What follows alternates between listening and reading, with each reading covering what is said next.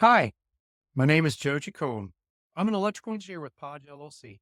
This is the sixth of several videos about harmonics, but today's video will not be about harmonics at all. Today I want to talk about other passive power quality devices used with a variable frequency drive, also called a VFD.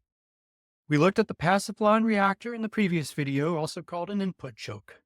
This device goes on the line side, also called the input side of the VFD. I debated whether to do this video. I decided to do it because these devices often come up in the conversation when harmonic mitigation is discussed. So let's get started. Power quality devices related to VFDs can be summarized into two categories.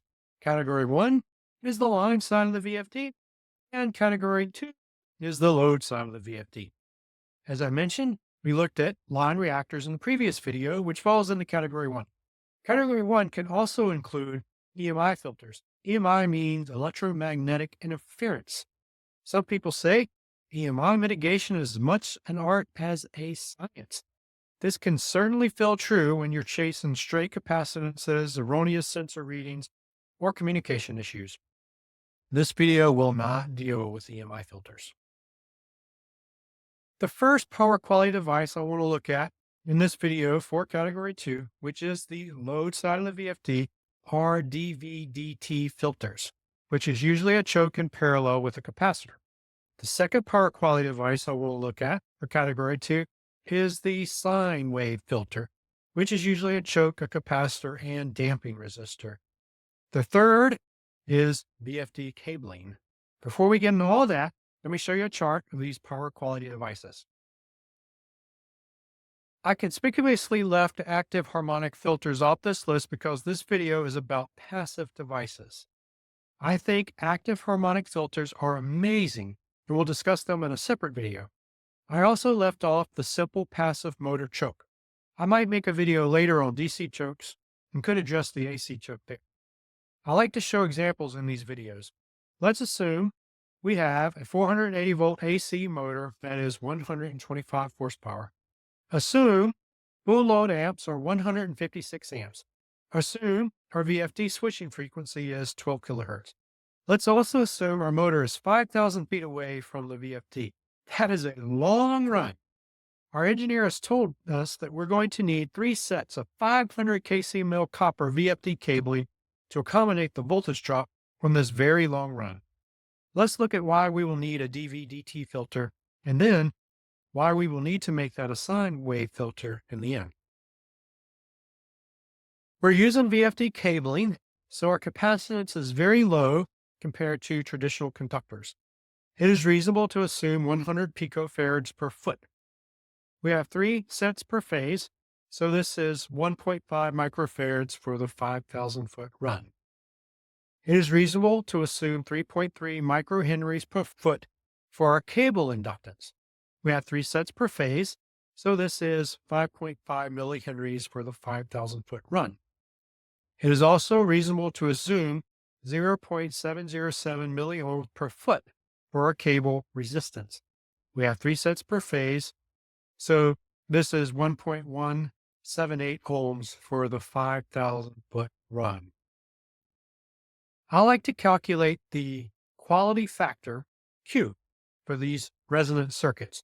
The formula for Q is equal to 1 over R times the square root of L over C. Our Q is 51.4 in this example, meaning very underdamped. If we simply multiply Q times our line voltage, then that lets us know how high our voltage could get at our motor terminals. 51.4 times 460 volts is obviously extremely high, specifically 23.6 kilovolts. Wow. Obviously, we definitely need a DVDT filter, even with the VFD cabling, because our resonant voltage is so incredibly high.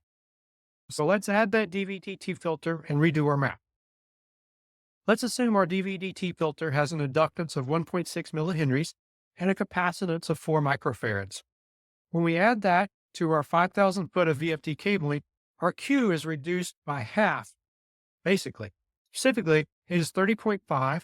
Our peak voltages go down to 14 kilovolts. That is still really high, though. we need the damping resistor added to this circuit, making this a true sine wave filter. Let's look at that. Our sine wave filter still has an inductance of 1.6 millihenries and capacitance of 4 microfarads, but with a 15 ohm damping resistor. Our Q goes down quite a lot, specifically 2.2. I will summarize in this chart. The manufacturers of these filters will usually tell you how far you can make your output cabling with each type of filter. One such manufacturer says you only need a motor choke up to 100 feet.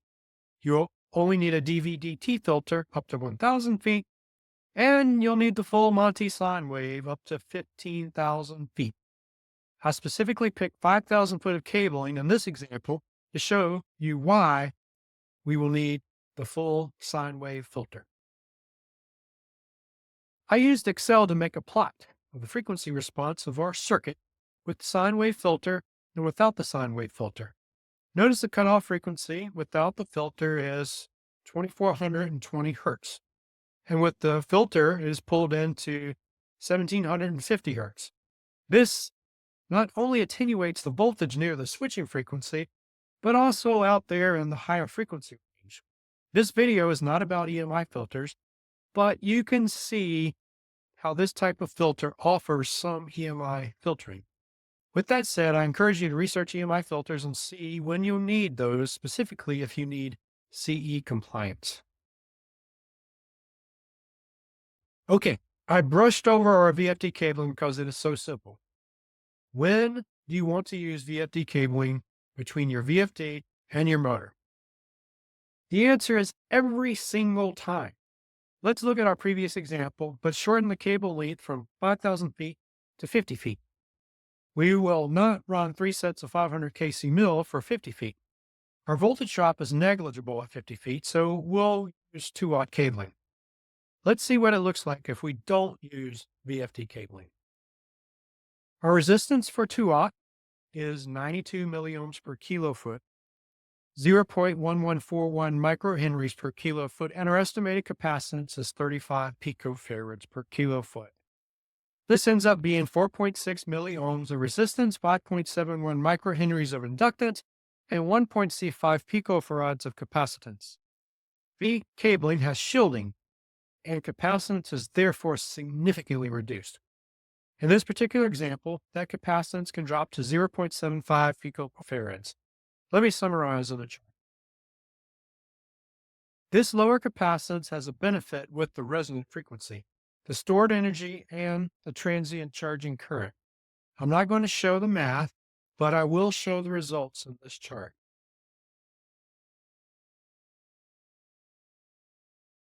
Why are these 3 key performance indicators important? First, the resonant frequency is moved further away from the switching frequency of the VFD. This is always a positive move, even if a benign move. Second, the stored energy reduction keeps the high voltage transients at bay during a switching transient. Third, the lower transient charging current reduces our DVDTs. I want to do a quick summary. This video is not about harmonics per se, but the broader category of power quality.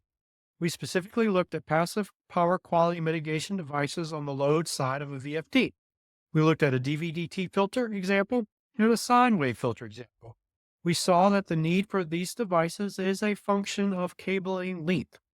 We also looked at a simple example of why we should always use VFD cabling on the load side of our VFD. I hope it is a bit clearer as to how power quality can be mitigated by simple passive devices. I hope this knowledge can help you become the power quality guru in your company. Please look us up at padge.org. That's padge.org if you need anything on this topic or others. Our next video will be about active devices, specifically the active harmonic filter.